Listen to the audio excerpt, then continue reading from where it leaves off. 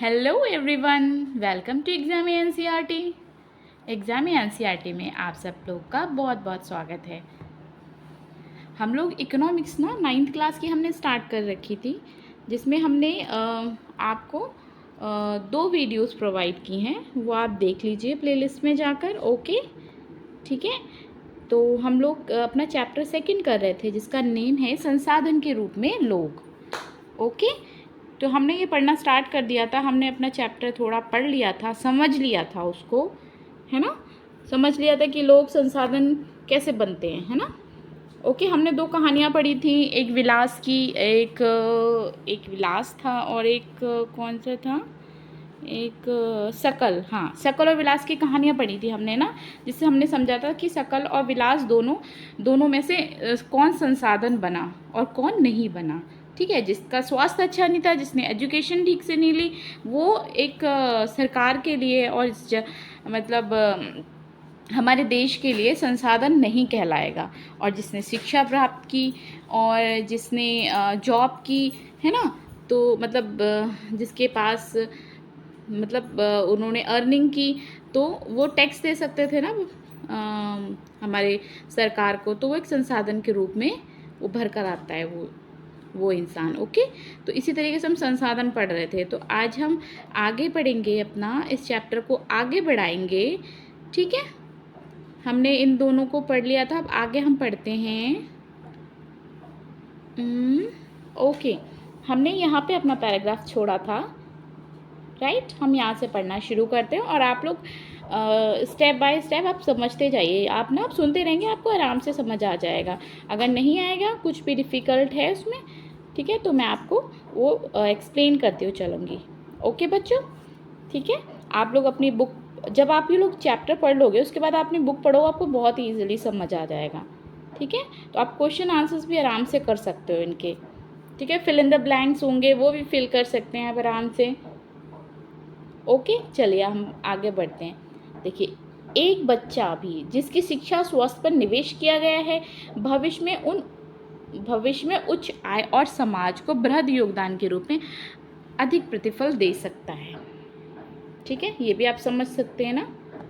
जो उच्च शिक्षा और स्वास्थ्य, जिसकी शिक्षा और स्वास्थ्य अच्छा होगा, वो क्या कर सकेगा, समाज को बृहद योगदान के रूप में अधिक प्रतिफल दे सकता है। यह देखा जाता है कि शिक्षित माँ बाप अपने बच्चों को शिक्षा पर अधिक निवेश करते हैं। ऐसा इसलिए होता है क्योंकि उन्होंने स्वयं भी शिक्षा के महत्व का अनुभव किया होता है। वे उचित पोषण और स्वच्छता के प्रति भी सचेत होते हैं। इसी प्रकार वे अपने बच्चों को स्कूली शिक्षा, अच्छे स्वास्थ्य और आवश्यकताओं का भी ध्यान रखते हैं। इस तरह इस मामले में एक अच्छा चक्र बन जाता है। इसके विपरीत स्वयं भी अशिक्षित, अस्वच्छता तथा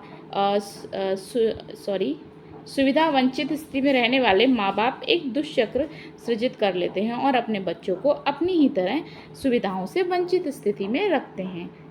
ओके, जापान जैसे देशों ने मानव संसाधन पर निवेश किया है। उनके पास कोई प्राकृतिक संसाधन नहीं था। यह विकसित धनी देश है। ओके, इसमें आपको जापान का ये दिया है ना, एग्जाम्पल दिया हुआ है कि मानव संसाधन पर निवेश किया है जापान ने, राइट। तो क्या हो गया, तो कितना विकसित होता चला गया, मतलब जापान, ये बताया गया है इसमें। ओके, यह विकसित धनी देश है।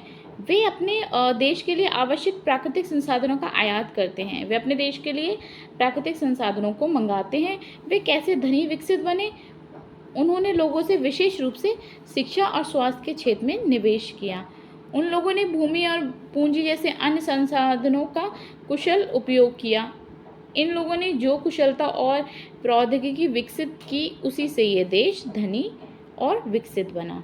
ठीक है, उन्होंने अपनी कुशलता पे ध्यान दिया, यानी स्किल्ड हुए वो लोग, और उन्होंने अपनी इंडस्ट्रियलाइजेशन जो होती है ना, प्रौद्योगिकी बोलते हैं उसको विकसित किया, जिससे वो लोग धनी बने, है ना।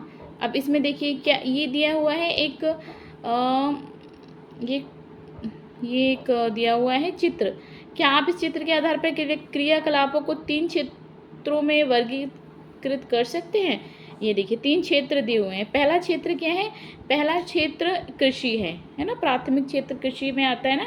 प्राइमरी सेक्टर होता है ना हमारा जीडीपी का, है ना? वो कौन सा होता है प्राइमरी सेक्टर? ये कृषि होता है। दूसरा ये इंडस्ट्री वाला होता है, और ये सर्विस सेक्टर होता है ना? ये 3 सेक्टर होते हैं हमारे जीडीपी के। ओके, चलिए आगे बढ़ते हैं। प्राथमिक उत्पादों का उपभोग और प्रसंस्करण तथा अचल संपत्तियों का स्वलेखा उत्पादन आता है।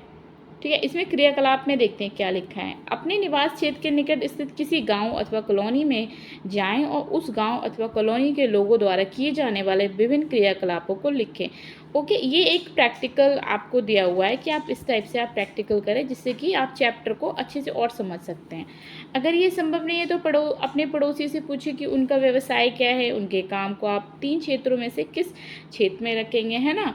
अब जैसे आप सारे बच्चे इकट्ठे होकर जाएंगे आप अपने पड़ोस में, तो आप जाकर पूछेंगे तो कोई होगा, कोई कृषि करता होगा ना, कोई गांव में रहते होंगे लेकिन उनका मकान घर में शहर में होगा, लेकिन वो मतलब कृषि क्षेत्र से आते हैं, है ना? और कुछ लोग जॉब कर रहे हैं, राइट, तो वो सर्विस सेक्टर में आएंगे। कुछ लोग का खुद का बिजनेस है, वो इंडस्ट्री चलाते हैं, है ना?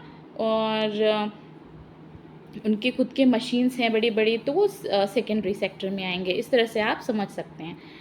बताइए कि क्रियाकलाप आर्थिक क्रियाएं हैं या गैर आर्थिक।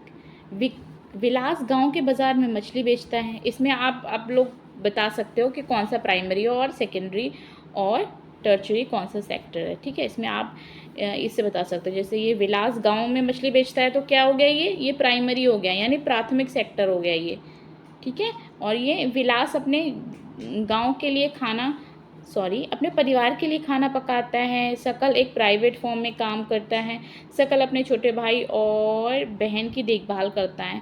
ठीक है, ये सारे जो घर में काम हो रहे हैं ये सब प्राइमरी वाले हैं, और ये जो प्राइवेट फर्म में काम करता है ये सेकेंडरी वाला हो गया। ये है सर्विस सेक्टर हो गया, प्राइवेट फर्म में काम कर रहा है ना। ठीक है, अब हम आगे बढ़ते हैं। ऐतिहासिक और सांस्कृतिक कारणों में ओके, ठीक है, हम आगे बढ़ते हैं और अपना चैप्टर समझते हैं।